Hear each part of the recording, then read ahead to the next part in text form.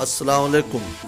आप देख रहे हैं मेरा YouTube channel daily report and technical.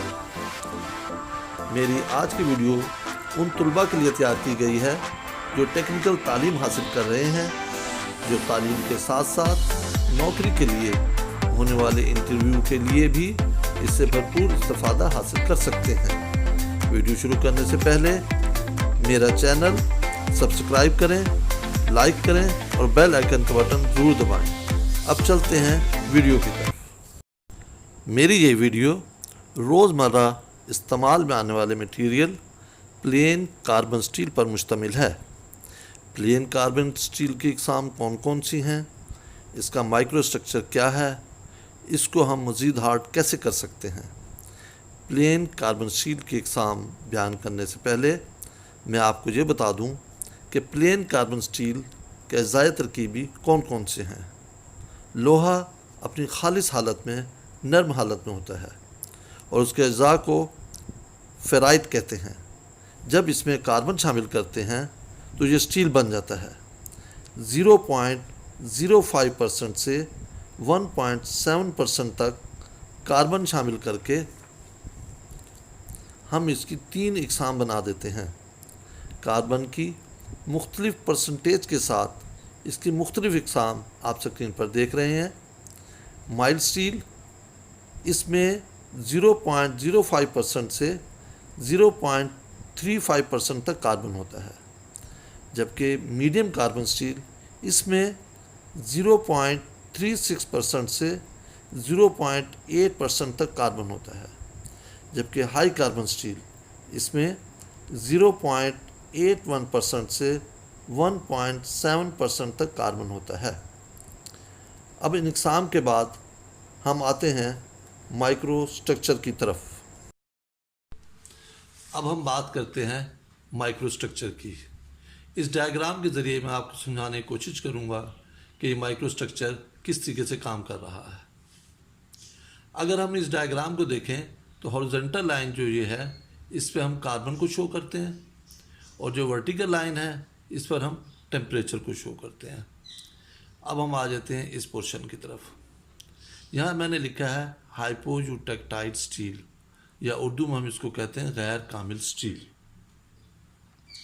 इसमें 2 अज़ा काम कर रहे हैं, फेराइट और परलाइट। फेराइट जो होता है ये लोहे के शफ़ाफ ज़रात होते हैं और परलाइट जो है ये फेराइट और कार्बन का मुरक्कब होता है और इस हिस्से में ही माइल्ड स्टील भी बनता है। अब आ जाते हैं हम सेंटर वाली लाइन की तरफ। इसको कहते हैं यूटेक्टाइड स्टील, या उर्दू में हम इसको कहते हैं कामिल स्टील। ये टोटल परलाइट पर मुश्तमिल होता है और मीडियम कार्बन स्टील हाइपोयूटेक्टाइड स्टील से लेकर यूटेक्टाइड स्टील तक बनता है। अब आ जाते हैं हम इस पोर्शन की तरफ। इसको कहते हैं हाइपर यूटेक्टाइड स्टील, या उर्दू में इसको कहते हैं मुकम्मल स्टील। इसमें परलाइट और सीमेटाइट इसके ज़रात होते हैं और इसमें हाई कार्बन स्टील तैयार होता है।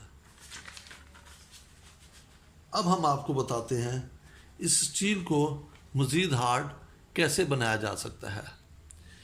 इसके लिए हम हीट ट्रीटमेंट प्रोसेस के ज़रिए हार्ड करने का अमल करते हैं। सबसे पहले मैं आपसे बात करूंगा हाइपोयूटेक्टाइड स्टील की। हाइपोयूटेक्टाइड स्टील को हम 920 सेंटीग्रेड तक गर्म करते हैं, बल्कि 920 से कुछ 20 से 25 सेंटीग्रेड ऊपर तक ले जाते हैं और कुछ देर तक उसको वहाँ गर्म किए रखते हैं। उसकी वजह ये होती है ताकि वो टेम्परेचर मुकम्मल तौर पर उस टुकड़े के अंदर फैल जाए और वो टुकड़ा मुकम्मल तौर पर उस टेम्परेचर के साथ मैच कर जाए। उसके बाद हम उसको किसी माया मसलन पानी या ब्राइन में यकलख ठंडा करते हैं। ब्राइन सोडियम क्लोराइड यानी खाने का नमक और पानी का मिक्सचर होता है।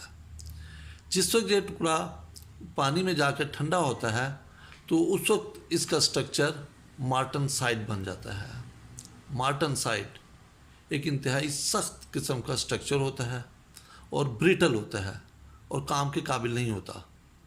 उसको काम के काबिल बनाने के लिए हम टेम्परिंग का अमल करते हैं, जिससे टफनेस उसकी बढ़ जाती है और वो काम के काबिल हो जाता है। अब हम बात करते हैं हाइपर यूटेक्टाइल स्टील की। इसको हम A1 तक गर्म करते हैं। यहाँ भी वैसे ही करेंगे कि 720 तक के बाद 20 से 25 सेंटीग्रेड थोड़ा सा ऊपर ले जाएंगे और कुछ देर उस टेम्परेचर पर उसको रहने देंगे और फिर उसको उसी तरीके से पानी या ब्राइन में ठंडा करेंगे। और यहाँ भी ये उसी तरीके से मार्टनसाइट बनेगा यहाँ, और ये भी हार्ड हो जाएगा। इस मरहले पर तलबा एक सवाल करते हैं कि जिस वक्त हम हाइपोयूटेक्टाइल स्टील की बात करते हैं तो उसको हम 920 सेंटीग्रेड तक गर्म करते हैं, लेकिन जिस वक्त हम हाइपरयूटेक्टाइल स्टील की बात करते हैं उसको हम 720 सेंटीग्रेड तक गर्म करते हैं। इसकी वजह क्या है, मैं आपको बताता हूँ इसकी वजह क्या है।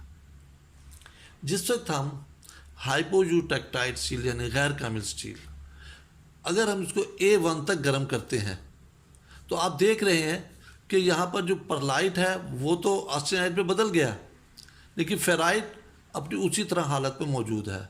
फेराइट चूँकि नरम है, अगर हम इस सतह पर उसको पानी में डिप करके ठंडा करेंगे तो ये ऑस्टेनाइट तो मार्टनसाइट में बदल जाएगा, लेकिन फेराइट चूँकि नरम है ये उसी तरह मौजूद रहेगा और हमें मतलूबा हार्डनेस नहीं मिलेगी उस स्टील में। तो इसलिए ज़रूरी है कि इसको हम 920 सेंटीग्रेड तक गर्म करें।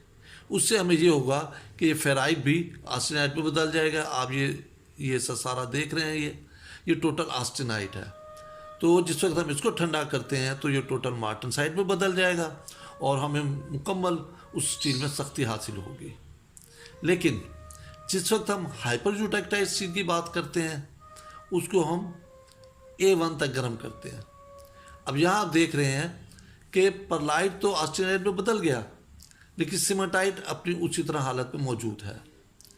लेकिन हम यहाँ पर क्यों इसको फ़ौरन ठंडा करके हार्ड कर लेते हैं, इसकी वजह ये है कि सीमेंटाइट चूँकि इटसेल्फ एक सख्त किस्म का स्ट्रक्चर है, तो इसलिए स्टील की सख्ती में इसका कोई फ़र्क नहीं पड़ता। जैसे फेराइट तो नर्म ज़र्रा था जिसकी वजह से वो उसकी सख्ती में फ़र्क आ गया था, लेकिन चूँकि सीमेंटाइट सख्त है इसलिए ऑस्टेनाइट से जिस पर मार्टनसाइट बना, सीमेंटाइट बेशक आज़ाद हालत में रहा लेकिन सख्त था, इसलिए वो स्टील की सख्ती में कोई फ़र्क नहीं पड़ा हमें।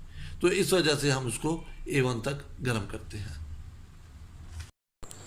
जिस वक्त आप हार्डनेस का प्रैक्टिकल करने लगें तो प्रैक्टिकल से पहले और बाद में हार्डनेस टेस्टिंग मशीन पर हार्डनेस ज़रूर चेक करें। दोनों रीडिंग में आपको नुमाया फ़र्क नज़र आएगा। हार्डनेस टेस्टिंग मशीन पर हार्डनेस चेक करने का तरीका मेरी एक अलहदा वीडियो में मौजूद है।